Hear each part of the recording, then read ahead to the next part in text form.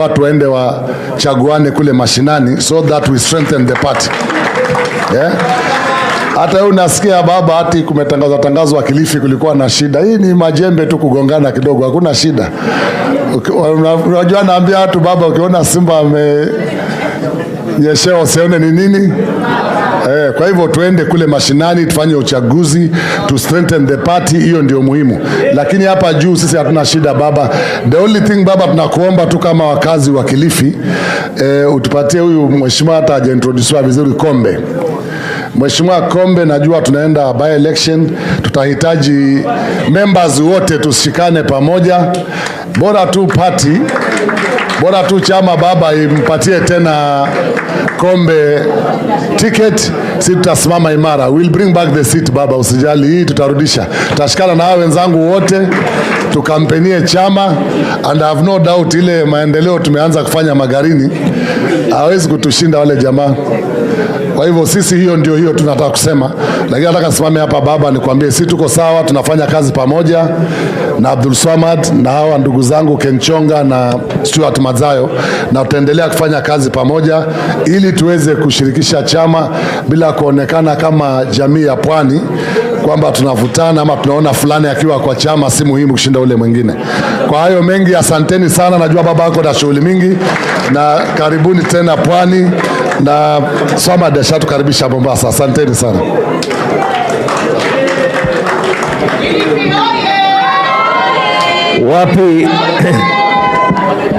Wapi nduru ya Mangidi Gideon Mungaro? Sasa mimi naomba masikio yenu. Kwanza, kumetolewa apologies za ndugu Badi Twalib ni mgonjwa, Omar Mwinyi yuko safari.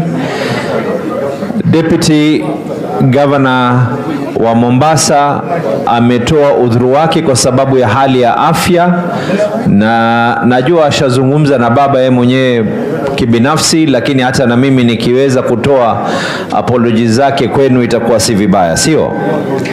Sasa mimi nataka kuweza kuelezea kitu na kuweka mambo wazi. Katika hii Kenya, vyama vya siasa ni zaidi ya 100. More than 100 political parties katika hii Kenya. Mukiona ya kuwa sehemu kadhaa wa kadhaa, huyu anaona hivi, huyu anaona hivi, kwanza ni lazima mujipigie nyinyi wenyewe kongole, mujipigie pambaja, kwa sababu vyama zaidi ya 100 na huwezi kusikia ya kuwa kuna utetesi huu wala huu. Wengine wanatafuta watu waswa wawe members. Leo kiona utetesi huu si utetesi ambao kwamba ni wa kudungana visu.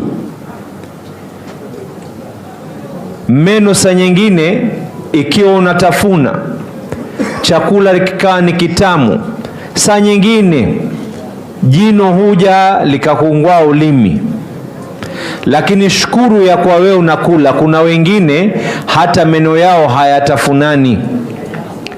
The reason why hapa na pale utaona hivi na vile is because Welcome to QNet's world of new beginnings, where every sunrise is a promise of our commitment to you, your health, your dreams, your planet, and your community.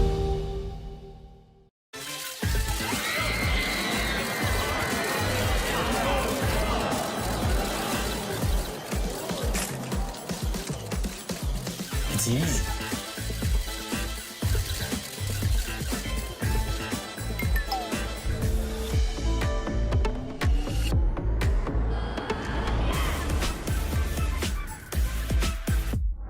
It's easy. New Techno Phantom V series. Techno, stop and nothing. Na ikiwa wenzangu wanaenda pande ya Western, pande ya Northeastern, na mimi pia nitaenda kule. We need to build this party. Ukiona ya kuwa kuna moshi, ujue kuna moto. Na ukiona kuna moto, ujue kuna dalili ya kwa nyumba ile yapikwa. Kuna majiko mengine ambayo kwamba hata moto hayawaki, kwa sababu hamna wapishi, hamna watu katika jumba. Kwa hivyo tuwaambia, na haya yaende kwa wale wenye vyombo vya habari, ukiona yale mambo ambayo kwamba yanaenda hivi na hivi, yale mawe matatu yanataka kujiweza kujipanga ili chungu kiweze kukaa, ni kwa sababu nyumba ya ODM ndio nyumba ambayo kwamba kuna upishi. Kwa lugha nyingine,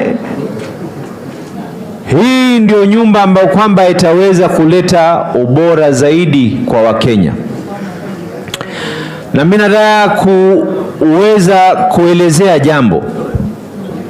The principles of ODM, we are a social democracy. Nisikieni, kwa sababu nimesikia wengine hapa wakiinuka wanasema ya kuwa tuko katika serikali. We are not in government. Let it be very, very clear. Hatuko katika serikali. The principles of social democracy is that the country is better than any individual. The principles of social democracy is you have to get out of your way to ensure that this country can be able to flourish without necessarily putting other interests. Mimi nataka kuwakumbusha tu, sisi tulokuwa tunaongea na tukasema ya kwa sera hizi zetu ndio zitakazoweza kufaa. Si tulipigwa vita sisi kabla ya elections? Wengine wakatuita ya kwa kila aina ya matusi. I want you to understand what your value is. Baada ya kuwa tumepigwa kila aina matusi, sio sisi tuloinuka na kusema ya kwa lazima Wakenya waweze kuzungumza on electoral reforms. Wakenya waweze kuzungumza kuhusiana na mambo ya bei ya vyakula, kuhusiana na mambo ya vijana kuweza kupotezwa kiholela holela. The principles of social democracy ni kwa you speak true to power.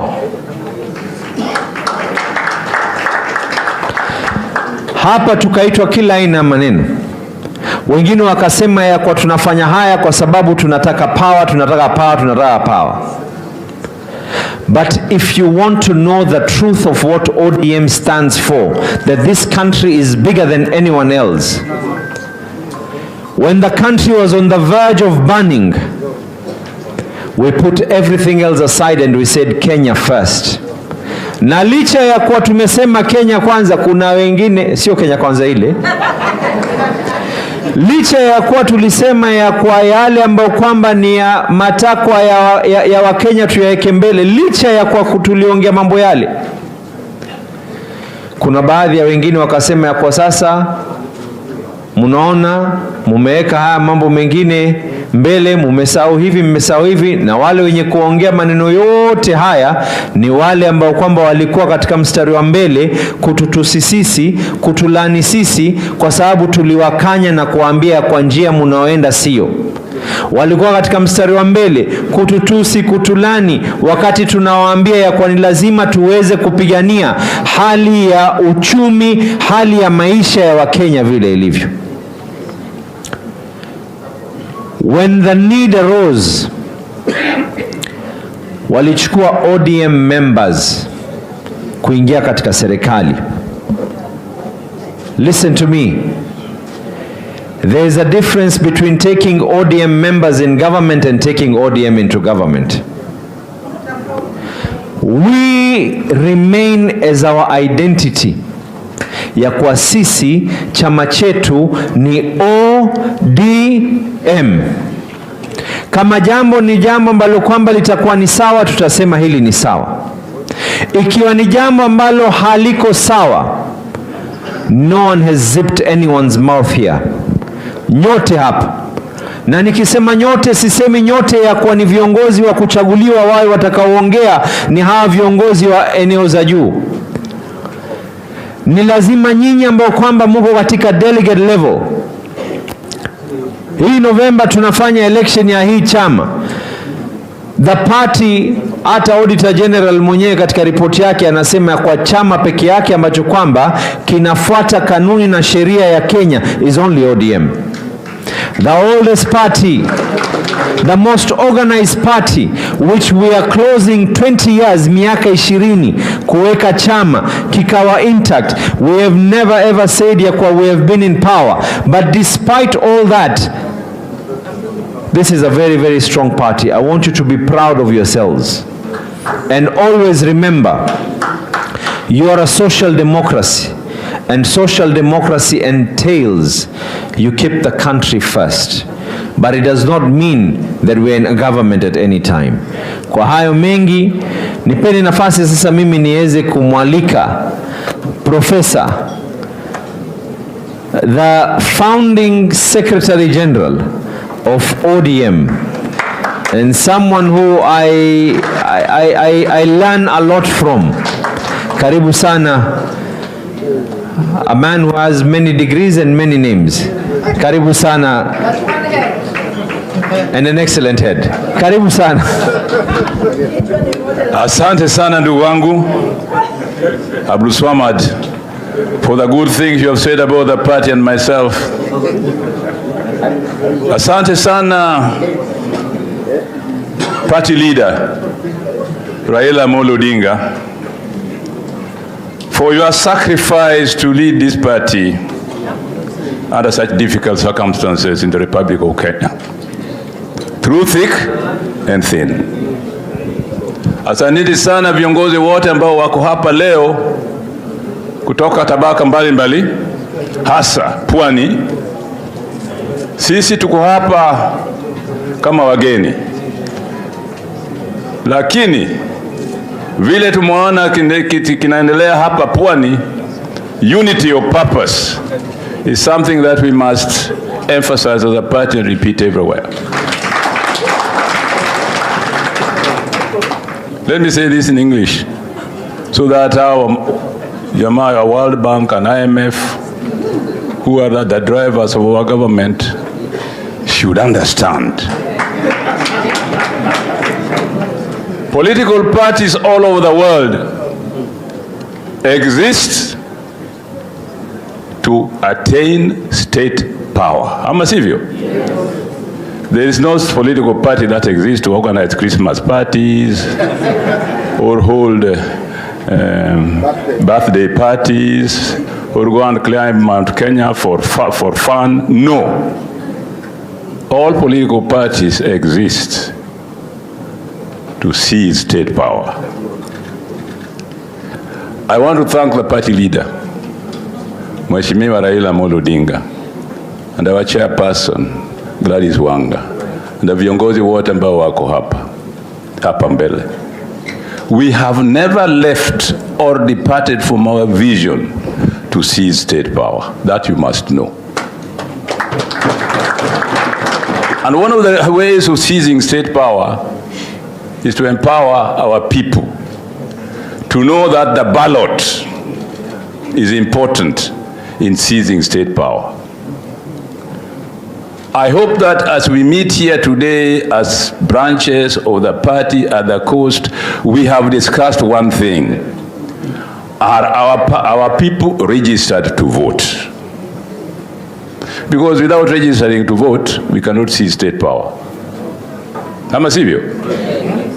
So one of the things that ODM has done right from the very beginning is to educate our people that voting, being a registered voter, is important, even if the vote is stolen subsequently, but you have the power to get there. Ama sivyo? So, as our leader goes to the AU, to hold a very important position in the AU, one of the things that the AU these days does is to educate Africans and defend Africans in forming government and defending themselves against foreign power. We know for certain that African countries are made slaves of international financial organizations like the World Bank and IMF. I want to ask the World Bank and IMF, especially the IMF, why is it developing countries are the ones who pay higher interest rates when they borrow money from the IMF than the others. Why? International Monetary Fund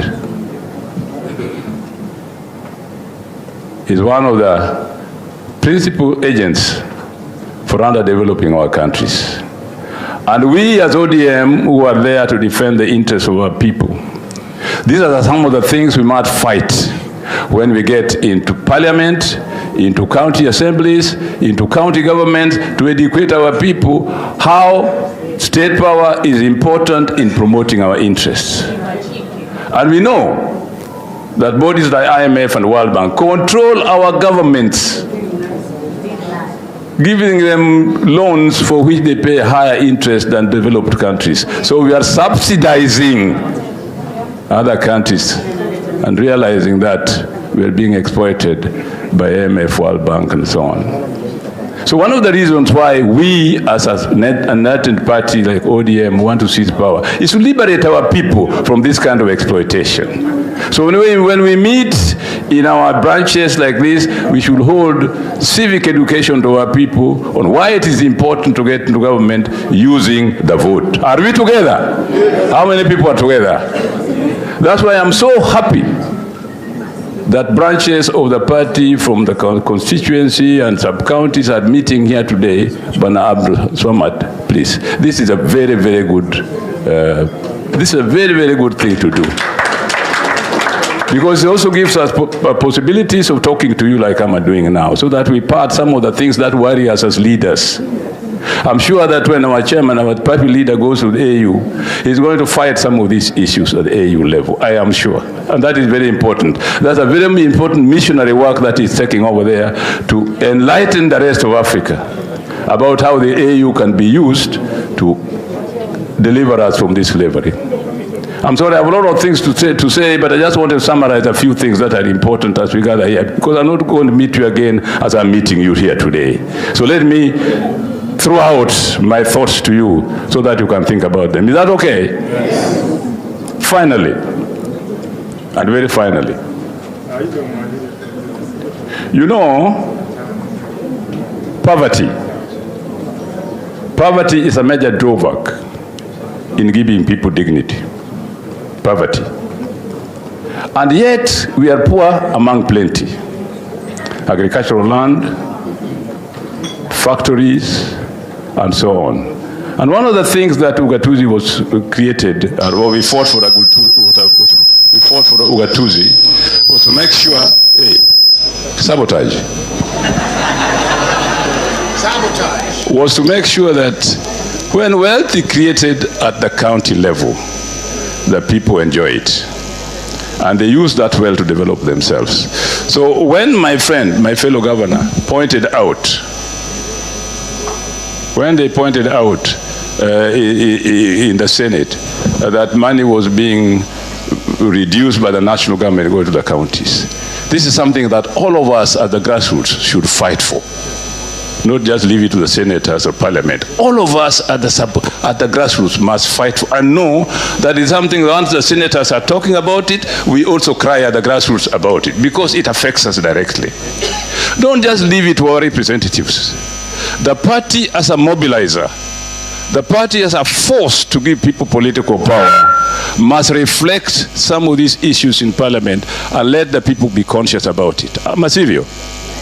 This is why holding party meetings at the grassroots level and talking about substantive issues like those ones that I've talked about, like reducing money to counties. Let the people themselves own it.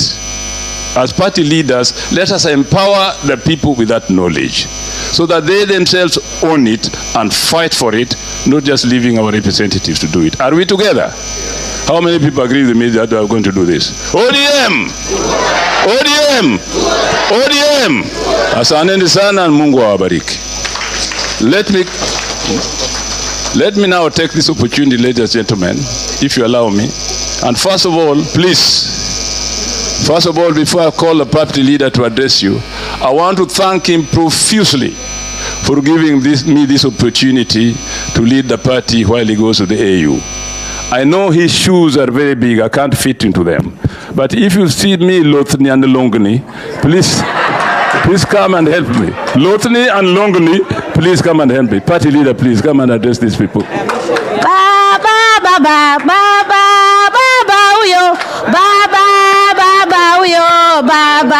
Baba uyo apendeza baba uyo wa Afrika baba uyo ni wa Kenya baba uyo ni wa chungwa baba uyo baba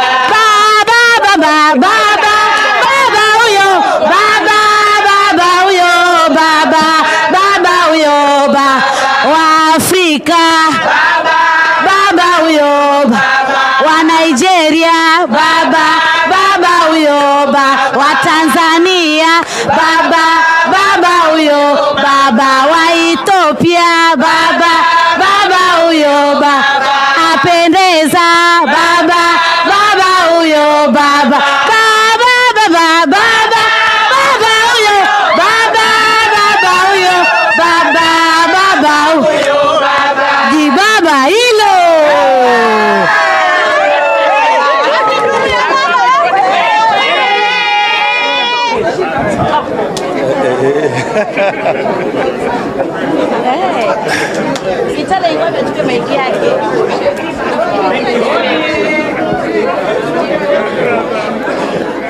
Too much. Haya. Wamama hoe. Vijana hoe. Wazee. Haya. ODM.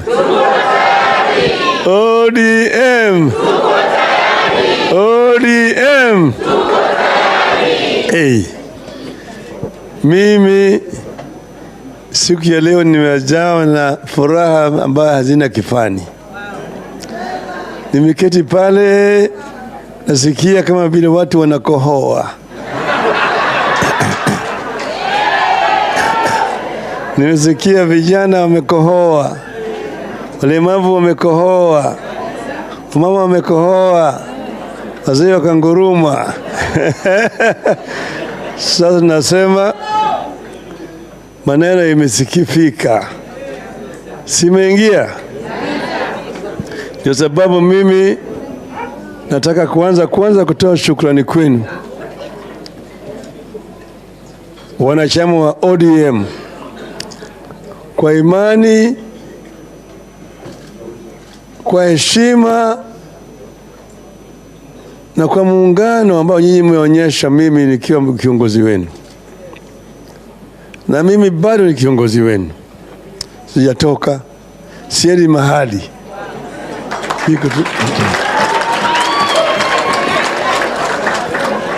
Mimi natembea tu kidogo namna hii.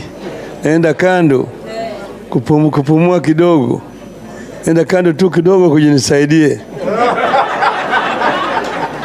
Lakini niko na nyinyi. Sawa sawa. Sasa ODM ni chama ambaye iko na historia. Na vile mnasema hapa ODM sasa itaadhimisha siku ya 20 ya tangu kuzaliwa kwake. Sio haki kabisa. Lakini ni muhimu sana katika hatua zetu, ziara zetu za kufika kule tunataka kufika. ODM kama chama ilizaliwa miaka 20 iliyopita. Lakini ilizaliwa na chama ambayo ilikuwa inaitwa LDP. Na LDP ilizaliwa na chama cha New KANU. New KANU ilizaliwa na chama inaitwa NDP. Na NDP ilizaliwa na chama inaitwa Ford Kenya. Na Ford Kenya ilizaliwa na chama inaitwa Ford. Na Ford ilizaliwa na kikundi kinaitwa Young Turks. Young Turks walikuwa watu wangapi? Pembe tano. Pembe tano iswaje kwa kimombo? Pentagon. Sijua. Kulikuwa pembe moja inaitwa Anyang' Nyong'o.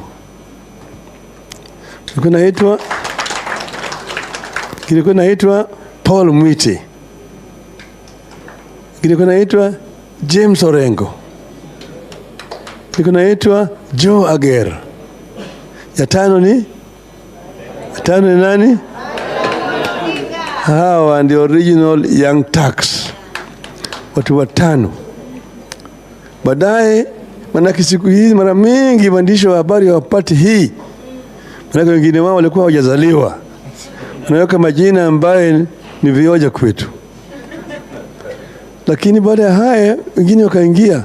Kitobo Manyara, Moisa Kitui, Kaito Murungi wakaingia. Sasa ikaenda namna hiyo, na baadaye tukaleta wazee. Jaramogi, Shikuku, Muliro, Bamaris, Mdenge, Gachoka.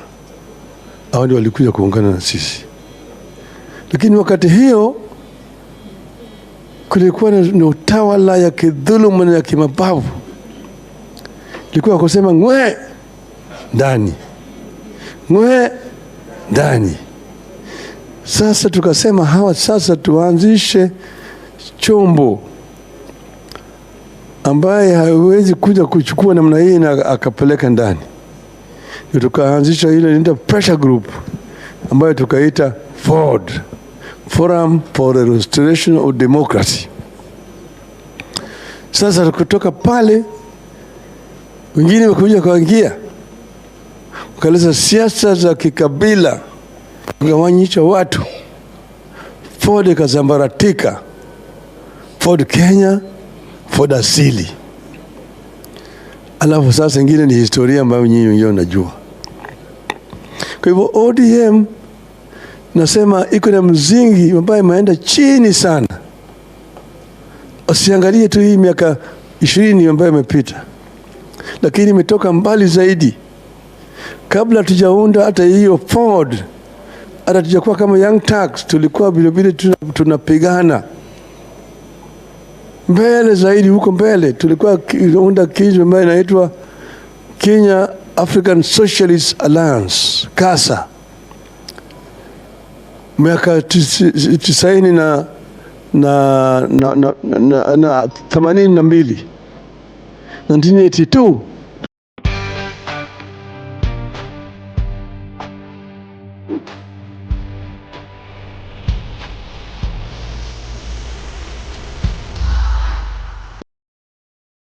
Chama ni moja peke yake, mama na baba KANU peke yake. Sisi tukasema hapana, hii si sawa sawa. Kukalipuka pup, tukachukuliwa tukawekwa ndani. Miaka 6 ndani, tunatoka ndani miezi 6 tena ndani, tunatoka ndani tena mwaka moja ndani tena. Kwa hivyo mjue ya kwamba hii imetoka mbali. Ni struggle ambayo Wakenya wamepigana kwa muda mrefu zaidi. Kuna wengine ambayo wamekufa katika hii. Mimi nimeona watu wengi, marafiki wetu ambao wamekufa kwa hii struggle.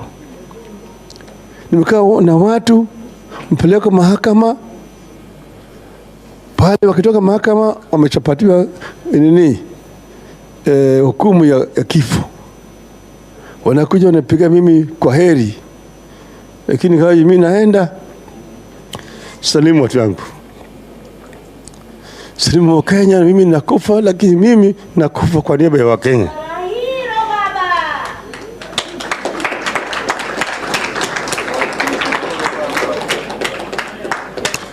Kwa hivyo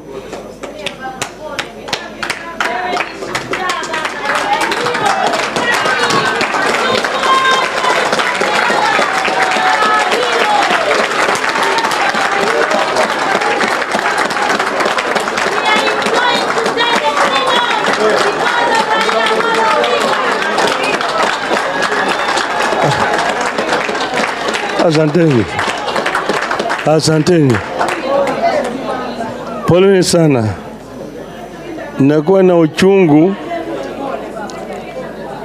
ukikumbuka mtu tulikuwa pamoja anakuambia kwamba mimi sitakuona tena. Anatoka pale anapeleka kule ananyongwa. Kwa hivyo saa nyingine mkana sisi tunakuwa na hasira sababu kuna sababu. Wengine waandishi wa habari hawaelewi. Manake wao hawajaona mambo kama yale. Lakini hii harakati ya ukombozi imetoka mbali. Wengine ambao wamechangia hakuweza kuja kuona pale tumefika. Hii katiba mpya haikuja kwa urahisi. Katiba ambayo mnaona hii imechukua muda. Watu wamekufa kuleta hii katiba. Wengine wanaweza kumbuka tulipokuwa kule Bomas wa Kenya. Tulikuwa na mwenyekiti alikuwa anaitwa ODM Delegates. Ndiye alikuwa anasimamia kamati ya ugatuzi, kamati ya katiba ya ugatuzi. ODM Delegates walituma majambazi kwake mchana kule Ngong Road kwa ndani ya nyumba yake.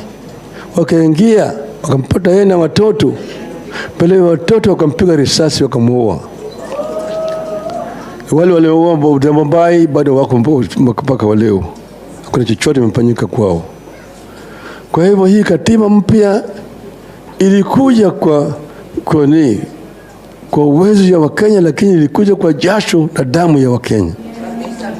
Walikuwa hawataki. Watu wengi hawaelewi ile uzuri ambayo imepika kwa sababu ya Wakenya kupigana. Vijana wengine hawaelewi. Lakini sisi tunajua ya kwamba hii katiba tulileta kwa jasho na damu ya Wakenya. Lakini ingawaje tu kuna hii katiba sio ile ambayo tulikuwa nataka kamili. Iko kazi ambayo bado inabaki ifanyike ndio tupate ile katiba kamili vile tunataka. Sasa ni sababu chombo tuko naye ni chama ambayo inawezesha sisi kupata yale ambayo tunataka yote. Kwa hivyo ODM ni muhimu sana. Na vile unajua ODM ni chombo ambayo iko na pembe 8. Kwa kimombo chombo ambayo ni pembe 2 ni nini? Ni mstari. Sio. Pembe 3 ni triangle. Pembe 4 pembe 5 pentagon. Pembe 6 hexagon. Pembe 7 septagon. Pembe 8 hexagon. Hexagon ndio ODM. Pembe 1 inaitwa Nyanza. Pili inaitwa Magharibi. Ya 3 Bonde la Ufa. Ya 4 Mashariki. Ya 5 Kaskazini Mashariki. Ya 6 Nairobi.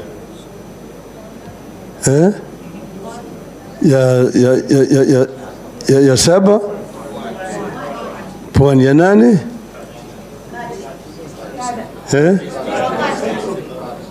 Kati. Sio? Si ndio 8? Si 8? Kwa hivyo ODM iko na pembe 8.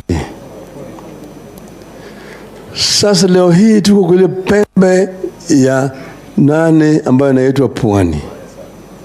Tuko hapa. Na pembe ya 8 ya ODM ni muhimu sana katika muungo ya ODM. Iko na nguvu sana. That's the strongest. Tunataka Pwani izidi kuwa na nguvu katika chama chetu cha ODM. Pwani inajulikana kama ODM zone. Tunataka ibaki namna hiyo. Uchaguzi iliyopita tuliona madoadoa yaanza kuingia katika chama chetu. Tumeona kule Kwale madoadoa yanaingia. Hapo Kilifi vile vile madoadoa yameingia kidogo. Mombasa madoadoa kidogo lakini si sana. Tana River na Lamu namna hiyo. Hata Taita Taveta. Nataka mfagie hiyo madoadoa. Tukamfagia hiyo madoadoa. Ndio sababu tunasema tuwe na kongamano na viongozi kutoka pwani. Tunasikia, unajua malalamishi, kwa mfano umesikia Taita Taveta kuna malalamishi hapo na pale. Sio? Hiyo inamaanisha nini? Inamaanisha kwamba nyoka imezoezeka. Si nyoka imezoezeka? Hata mti ikizeeka ile majani inangusha ile majani chini, ile majani mzee, alafu inatoa zile nyingine, sio? Na nyoka je?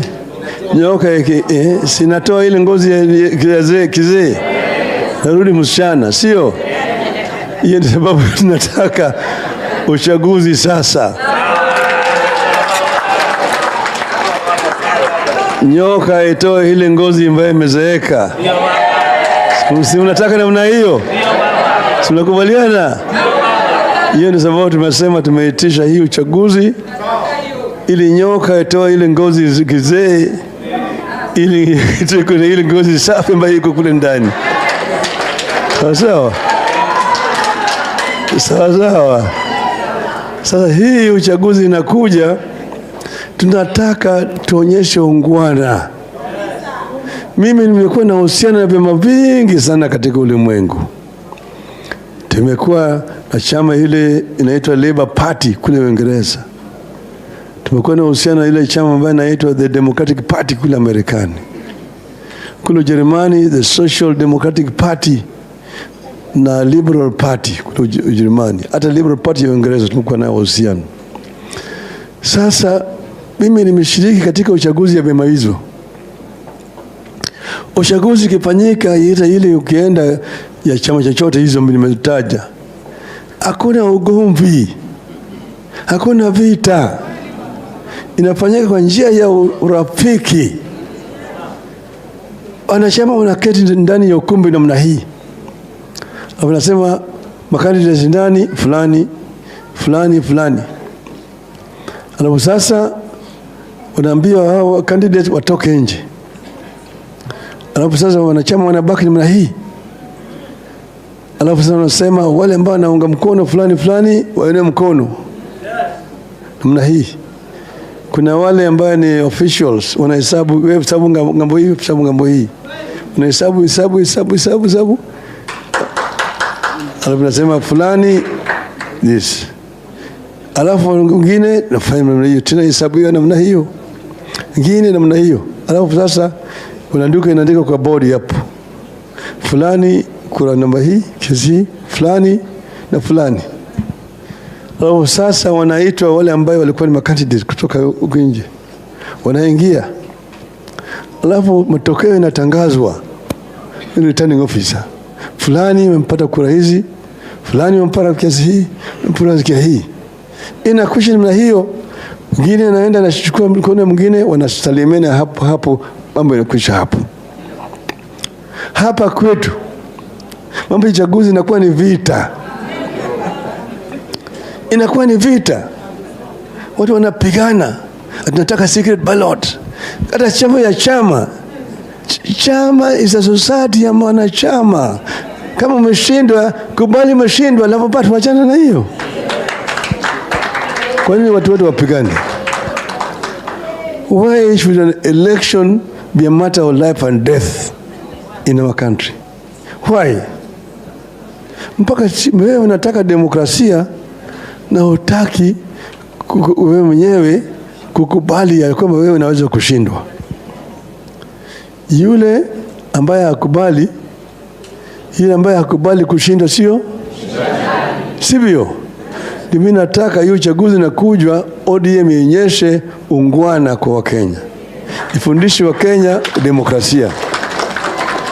Ningependa kusihi wanachama wetu wa ODM wafanye hii uchaguzi ambayo tunakuja kwa njia ya ungwana, ili kusiwe na fujo,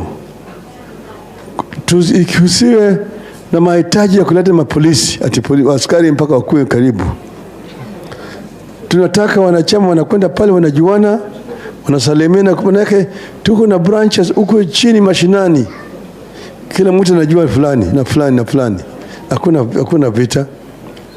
Unakaa tu pale, mnakubaliana nani atakuwa returning officer ni fulani, alafu watu uchaguzi unafanyika hapo chini. Kwa nini tutumie pesa mingi ili tunafanya uchaguzi ya kishamba? Na hii ni chama ya watu ambao wanajuana. Tumeelewana vizuri? Tumeelewana vizuri? Nataka muonyeshe mfano mzuri kwa uchaguzi yetu ya chama cha ODM. Wangapi wanakubaliana na mimi? Nione mkono. ODM. ODM. Vile unavyojua, mwaka jana sisi tulikuwa kwa barabara. Na sababu na dhuluma ambayo ilifanyika, yale yafanyika kwa ushindi wetu, na vile vile gharama ya maisha na yale mambo mbaya yote ambayo yalikuwa yanafanyika mwaka jana. Na unajua yale ambayo ilifanyika, vile watu wetu wengine walipigwa risasi na wakawawa. Ikafika wakati sisi tulikuwa tunataka kufanya maombi, hata tukazuiliwa kufanya maombi kwa wale watu. Kisha wale warafiki wetu kutoka nje wakaja kuleta suluhisho. Tukakubali kusimamisha maandamano na kuzungumza, na tukateua timu ya kwenda kufanya mazungumzo ambayo inaitwa NADCO. Na hiyo NADCO wakazungumza na wakatoa ripoti. Hiyo ripoti tulisema mpaka itekelezwe. Wakati sasa nasikia kwamba kuna wabunge wengine wanataka kufanya hiyo ripoti isitekelezwe. Tunasema mapendekezo ambayo iko ndani ya ripoti ya NADCO lazima itekelezwe. The NADCO report must be implemented. Manake yale ndio ilikuwa sababu ya sisi kusimamisha maandamano, ambayo ndani ya hiyo ripoti iko vile vile mambo ya compensation kwa jamii ya wale watu ambao walipata majeraha na wengine ambao waliuawa. Tumeelewana vizuri? Tumeelewana vizuri? Sasa mwaka huu vile vile vijana wengine wale walitokeza uwanjani wakasema enough is enough. Na wakaniambia mimi, baba, we baki nyumbani, usitoke, umefanya ya kutosha, wacha sisi tupiganie hii vita. Na vijana wakajitokeza wakafanya maandamano kwa njia ya amani, lakini wengine wale wakaenda kule wakaanza kupiga watu risasi, na watu wengi waliuawa, wengine wakapata majeraha sana. Sisi tulalani na bado tunalani vikali sana vitendo ya kinyama ambayo ilifanyika wakati huu. Alafu vile vile tumeona wakati huu, baada hiyo watu wanatekwa nyara hovyo hovyo. Wanatekwa nyara, unaambia hajui mtu gani ambaye aliwashika, mtu anaweka kama wiki 2 wiki 3. Hiyo ni nchi gani? Hiyo ni ishara ya kwamba tunarudi kule tulikuwa tumetoka. Kwa hivyo yale ambayo yanafanyika wakati huu mpaka tulani kabisa. Hatuwezi kuvumia kama yule ambaye kwenda bwana Njagi. Njagi alikuwa mwanachama wa chama chetu cha ODM. Alikuwa official yetu. Ameshikwa, amepelekwa mahali ambayo hajulikani mpaka sasa. Tunarudi ndani ya mambo kama yale ambayo yalikuwa yanafanyika wakati ile ya dhuluma ya Nyayo. Hatuwezi kukubali kurudi huko tena. Hatuwezi. We must condemn in the strongest terms possible this kind of bestiality, abduction of people by goons, officials of the state are masquerading as goons and keeping them for 3 weeks is completely unacceptable. We cannot accept this. This must stop forthwith. And again, arresting even officials who are known, like yesterday they arrested the governor of Tana River. If a governor has committed an offense, let him come and write a statement. A governor is not going to abscond. Let him go and write a statement and let him go home. If you want to charge him before a court of law. He must carry all these things with some amount of severity. We should not use primitive methods of dealing with very senior members of our society. This is something that is not acceptable, and it must be said. So we are saying today that we are seeing some very dangerous developments taking place, and this, if not arrested, will become a practice. Kwa hivyo haya yote mpaka sisi kama chama tulani.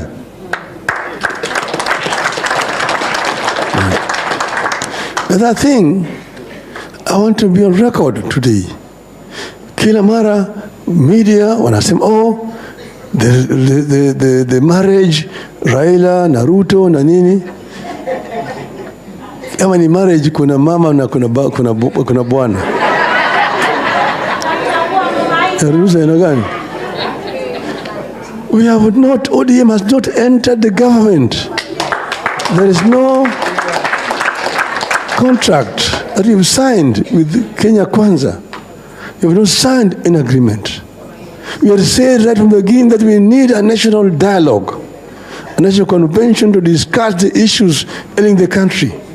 Some of them which we raised ourselves, and some of them which were raised by the youth this year when they were demonstrating. That conversation has not taken place. Until that conversation takes place properly, an agreement is reached, we are not in government. What is there is that they asked for to give them some people to go and help them. People who are experts, who they believe can do the job correctly and properly. And we release those people to join the government. But ODM remains very, very firmly in its position as an opposition party. And in Azimio, as things stand today, we remain firmly as an opposition party movement. We have not joined any coalition with the Kenya Kwanza. And I would say that if we want, we must have a national conversation. We must have a national conversation to deal with many outstanding issues, like those including the Constitution, which have not been addressed. These issues require to be addressed properly and firmly, so that we can be able to put the country on a footing. We want, of course, the Electoral Commission to be established as quickly as possible, because we have got many outstanding issues. Here at Coast, in Magarini, took a pending by-election. Papi Harrison Kombe, huyu ni mtu yetu huyo.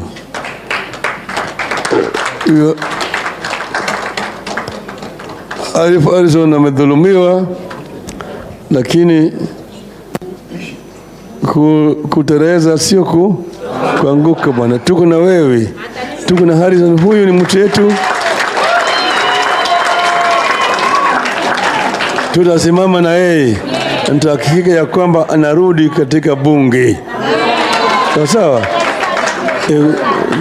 Shikeni mkono. Sawa sawa? Hongera, tuko na wewe. Tuko na wewe. Asante sana. Thank you so much. Sawa sawa. Tunataka mambo uchaguzi wa hapa hii ifanyike kwa njia ya haraka iwezekanavyo. Nataka sasa ile tume imewekwa ifanye kazi haraka haraka. Tuwe na tume ya uchaguzi, the Electoral Commission, as quickly as possible, ili also all those outstanding by elections zifanyike kwa njia haraka kabisa. Sawa sawa. Kwa mimi sasa mnipatie mimi ruhusa naenda kupambana kule Addis Ababa. Tuko makandidates manne. Tuko wanne. Mmoja ametoka Madagascar, mmoja ametoka Mauritius, mmoja ametoka huko Djibouti. Si Djibouti. Lakini tuko na wao kwenye kiwanja. Tutangangana kama nini? Kama nini? Kama mashujaa sio? Kwenye vita vya moto, kwenye vita vya moto, kwenye vita vya moto, twapambana kama mashujaa. Oh, twapambana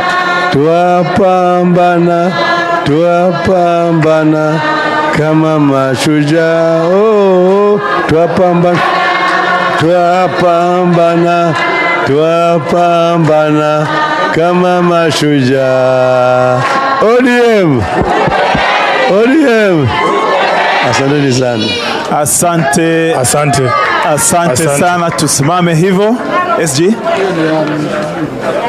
tuendelee kusimama hivyo, na ningependa waandishi wa habari tafadhali mwende ambapo nimewaambia mara moja hivi, kisha SG. Naam, asante sana baba. Nilikuwa nawakumbusha tu kwamba pamoja na gavana wa